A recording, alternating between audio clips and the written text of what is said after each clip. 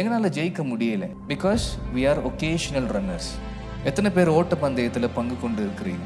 Running race நான் நிறைய பங்கு கொண்டு இருக்கிறேன். நான் ஸ்கூலில் படிக்கும்போது பிள்ளைகள் நடுவில் சின்ன ஒரு போட்டி வைப்பாங்க. அதில் நல்லா ஓடக்கூடிய பிள்ளைகளை அடுத்து இன்டர் ஸ்கூல் காம்படிஷன் வைப்பாங்க. அதில் நல்லா ஓடக்கூடிய பிள்ளைகளை கடைசியில் கண்டீர்வா ஸ்டேடியம் கூப்பிட்டு போவாங்க. கண்டீர்வா ஸ்டேடியமில் மறுபடியும் வெவ்வேறு இடங்களிலிருந்து பிள்ளைகள் வெவ்வேறு ஸ்கூலில் இருந்தெல்லாம் வருவாங்க. அங்கே கொஞ்சம் பெரிய அளவில் ஒரு ரேஸ் மாதிரி வைப்பாங்க, பிள்ளைகளை ஓட வைப்பாங்க. கண்டீர்வா ஸ்டேடியமில் நான் நிறைய முறை ஓடி இருக்கிறேன்.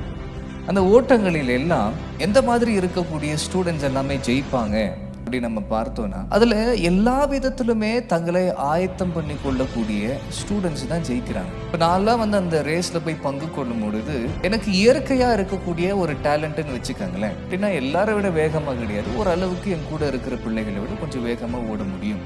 ஆனால் உண்மையில் இந்த கண்டீர்வா ஸ்டேடியமில் ஓடக்கூடிய அந்த ரேஸ் அப்படின்னு வரும் பொழுது அங்கே இருக்கக்கூடிய பிள்ளைகள் அதற்கென்றே ஆயத்தப்படுகிறார்கள்.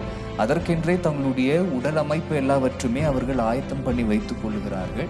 தினந்தோறும் ப்ராக்டிஸ் பண்ணுறாங்க, எக்ஸசைஸ் பண்ணுறாங்க, ஃபாஸ்ட்டாக ஓடுறாங்க. அவங்க போட்டு இருக்கக்கூடிய ட்ரெஸ் இருக்கட்டும், அவங்க போட்டு இருக்கக்கூடிய ஷூஸ் இருக்கட்டும், எல்லாமே அதற்கு ஏற்றவாறு ப்ரிப்பேர்டாக வராங்க.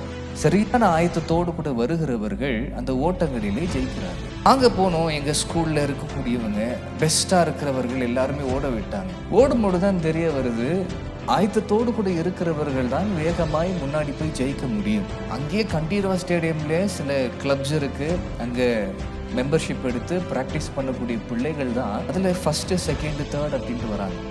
எங்களால் ஜெயிக்க முடியலை. Because we are occasional runners. ஆனால் அதுவே வேலையாக வைத்து அதே பயிற்சி செய்து அதற்கு முக்கியத்துவம் கொடுத்து தங்களுடைய வாழ்க்கையில் ஒரு பகுதி அதற்காக அர்ப்பணித்து ஓடக்கூடியவர்கள் ஜெயிக்கிறாங்க.